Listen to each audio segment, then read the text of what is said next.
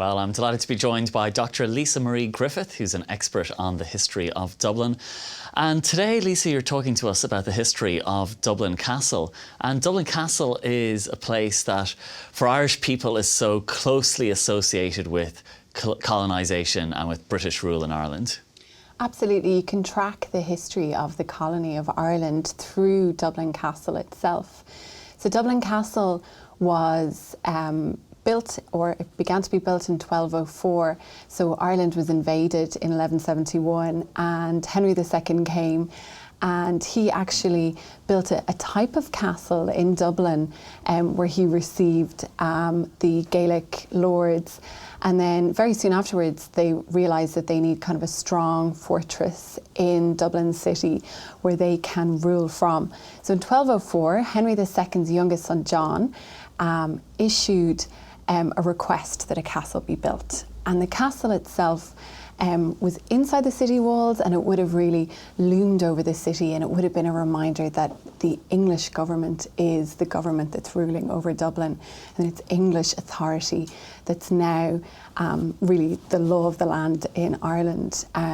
And so it's from here that they begin to colonise the country.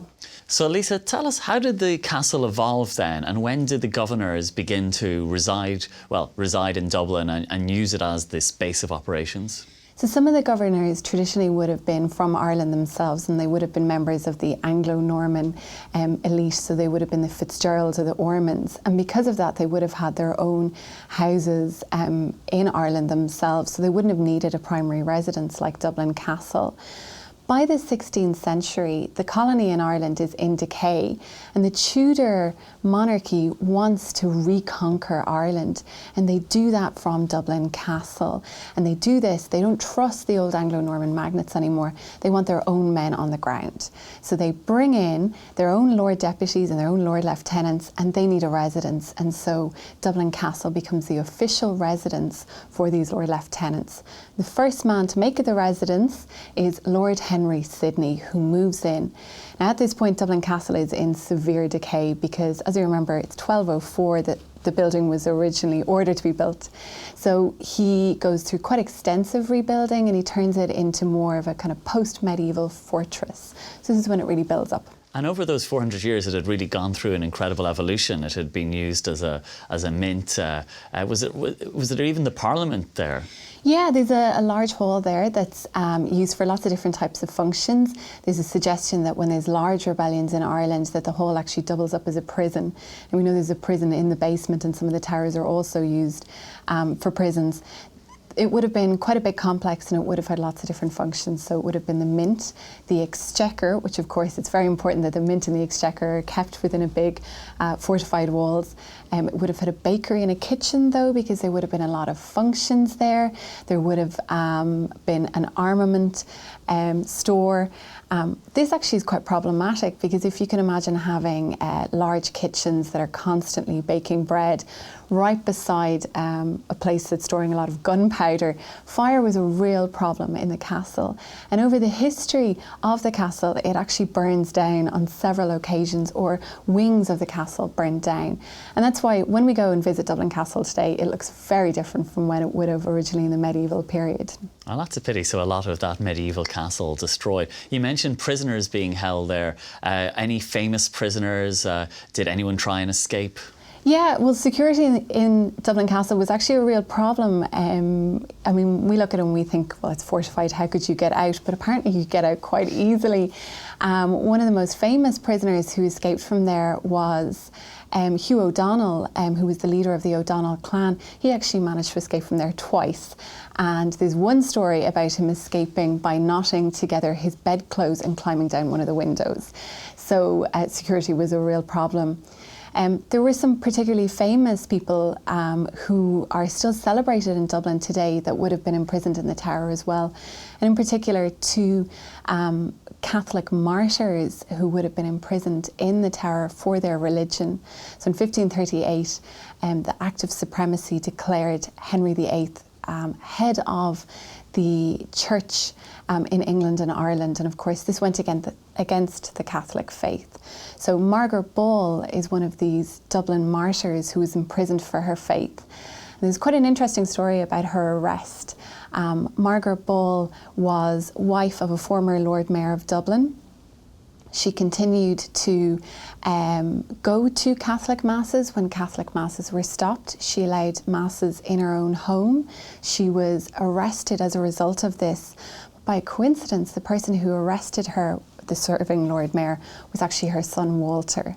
She was very elderly, she was very frail, and she had to be carried on a pallet from her home to the castle dungeon. And unfortunately for Margaret, as she was so old and frail, the conditions in the castle prison were horrendous, and she died there for her faith. God.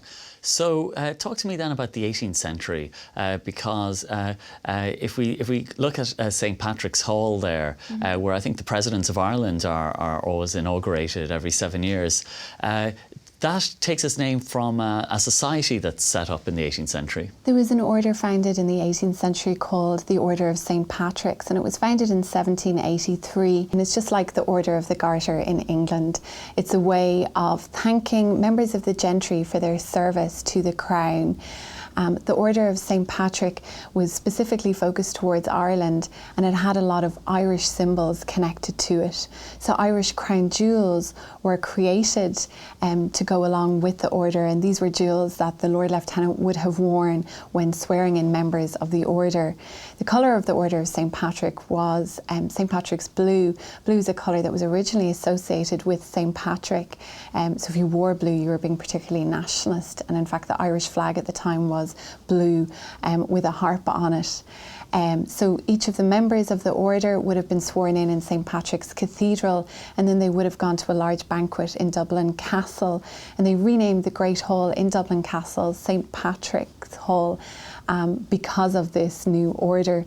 It was a really grand occasion, the swearing in of these knights, and it would have been done with a lot of pomp and ceremony, and there would have been a lot of socialising as well on each of these occasions. The Act of Union then at the end of the 18th century changed everything. Did Dublin Castle change then as well with that? Oh, absolutely. It was a watershed in the history of Dublin Castle.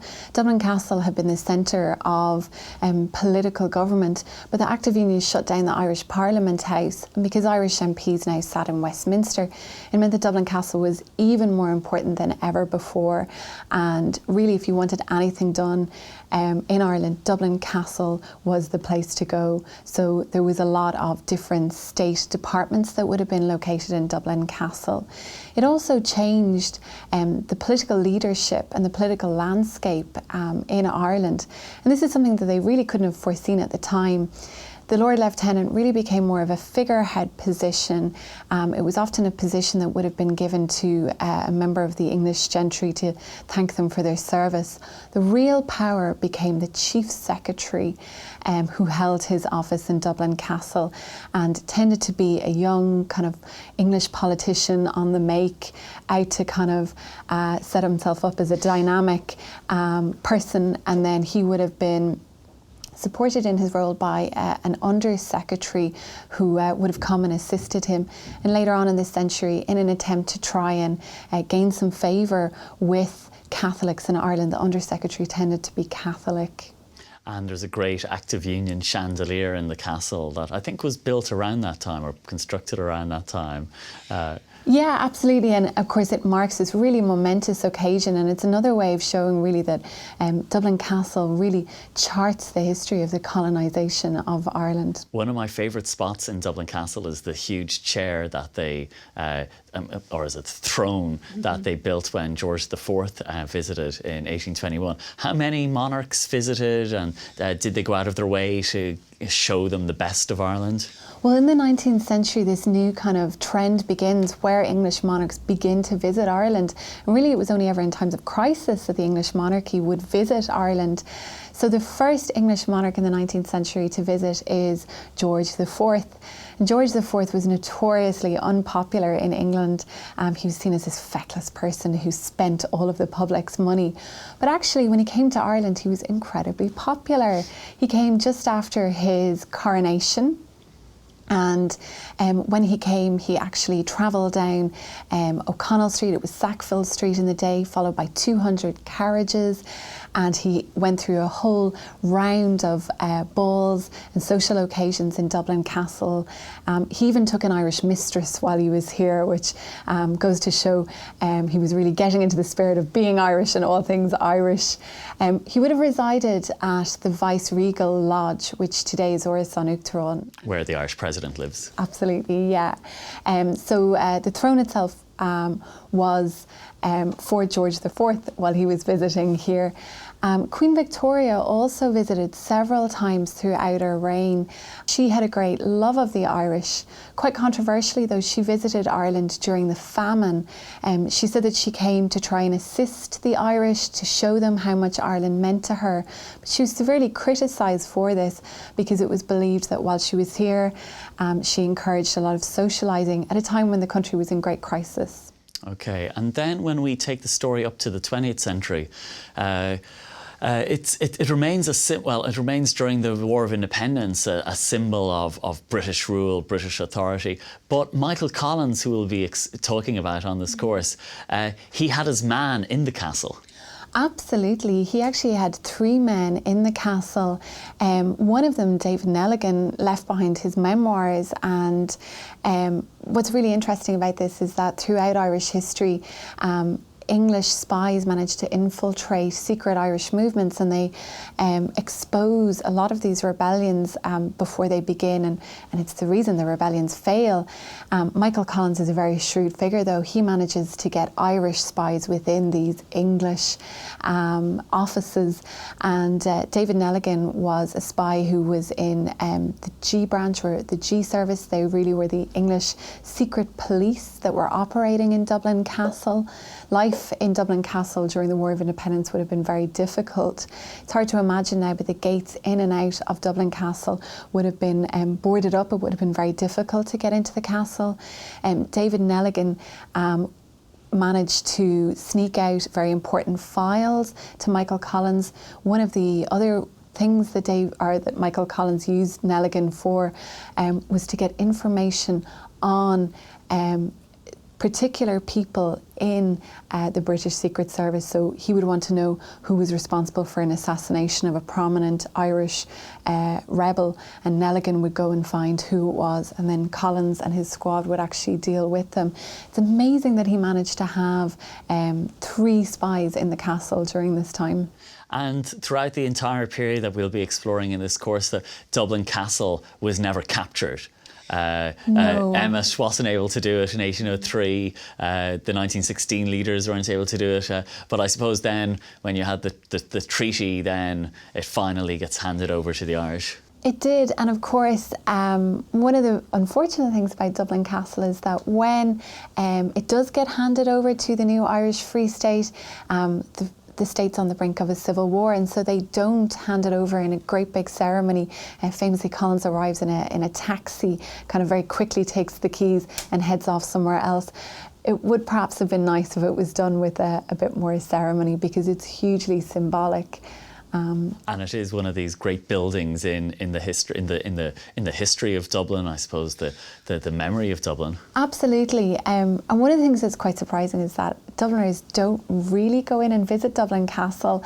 I think that's because it looms so large in the history of colonisation. We're very proud of being independent now, and I think it's something that Dubliners would rather ignore and kind of pretend didn't happen. And the Inland Revenue is also there as well. So I think it still has negative connotations for some people. I think that goes to show what we think of Dublin Castle, that we put the Inland Revenue up there, and even the fact that one of the great squares up there is now a free car park for Inland Revenue officers. Free car park for Inland Revenue officers. Dr. Lisa Marie Griffith, thanks a million for bringing the history of Dublin and Dublin Castle to life. Thanks, Patrick.